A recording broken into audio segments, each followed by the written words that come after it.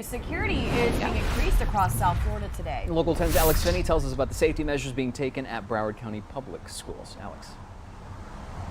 And so, Janice, you actually said it right there. Safety, not only in schools, but just around Broward County, has been top of mind for many local leaders and certainly law enforcement. We actually spoke with Superintendent Licata just a short time ago, and we also heard from the Broward Sheriff's Office as well. So I want to break all this information down for you. We actually talked with Superintendent Licata right here at Western High School about 30 minutes ago, just about the added layer of security and law enforcement.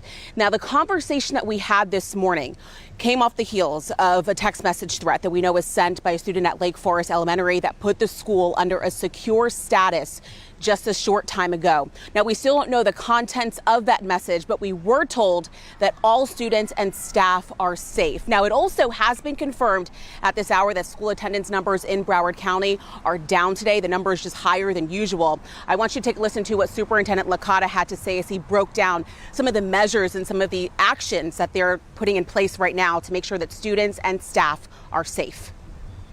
We've been working with local law enforcement, all the intelligence communities, and monitoring it closely. We've dispatched a lot of our staff and security staff to make sure they're in schools today.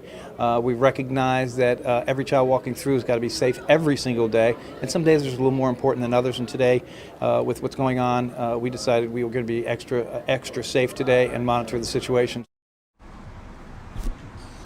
And so before I let you go, I do just want to read off the Broward Sheriff's Office actually sending us this statement just a few minutes ago, saying in part, we are closely monitoring the situation for any local public safety concerns. We are in contact with members of our local religious organizations and our local, state, and federal law enforcement counterparts. The safety of the residents and visitors of Broward County will continue to be our highest priority. And all of this just so important given the climate right now, and certainly what we are seeing right now, not only here, but obviously overseas as well, and the trickle-down effect that it could mean for us here in South Florida.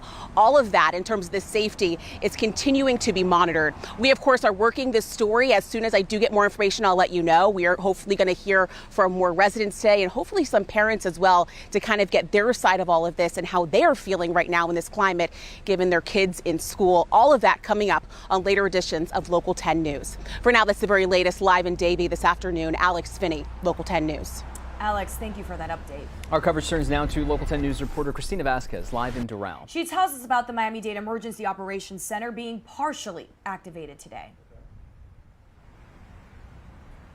Yes, Miami-Dade County's mayor making that announcement on Twitter, now called X, that social media platform, yesterday. And that's where we're joining you live from. But we've also seen updated statements from the city of Miami Beach. And you might remember we also heard from the city of Miami's police department, from Miami-Dade Police Department as early as Monday of this week. And what unifies all of these messages, and this is really what's key, is that they say they are not responding to any individual credible threat in our local area. What they're doing is being proactive and really a lot of monitoring of social media and just having their ears and eyes to the ground. They know that there are a lot of heightened sensitivities at this time. We've already known that several police departments, again, in the city of Miami, Miami Beach, and Miami-Dade County since Monday have had extra patrols around religious institutions, both synagogues and mosques. And you might remember we sat down with now retired Miami Police Chief George Kalina to offer insights for you on what local law enforcement agencies at this hour are doing in terms of these proactive measures to keep folks safe. He also addressed a series of rallies and demonstrations we've seen throughout the week. There's another one expected in Miami-Dade later today. And so he also had some advice for folks that plan to attend. Let's listen in together. If you want to go show support, that's okay. But what you don't want is someone that wants to instigate an event. Ideally, you're being proactive. Ideally, you're keeping, groups separated. Obviously, what makes this country great is that you get to go out and express how you feel about whatever's happening in the world. But you really should be mindful who you're standing next to. And what he meant by that is just be vigilant. He said sometimes there are folks that maybe have a very passionate view that will arrive as a counter demonstrator, and there could be friction that happens, right, in that exchange of a lot of passion on this issue. So if you're attending, to just be very mindful of who's around you and have your own eyes and ears on the situation while you're there. Meantime, we've also heard, as you know, from Miami-Dade County Public Schools since the start of this week. They put out an updated statement to parents yesterday by a robo phone call from the district and an email just reminding parents that they are working with local, federal, and state agencies in terms of just being proactive again on if they see or hear of any threats. But again, there are no individual credible threats to our local area. The school district also putting out a link to their mental health resources. And you might remember we actually met with the chief of psychiatry at Memorial General to get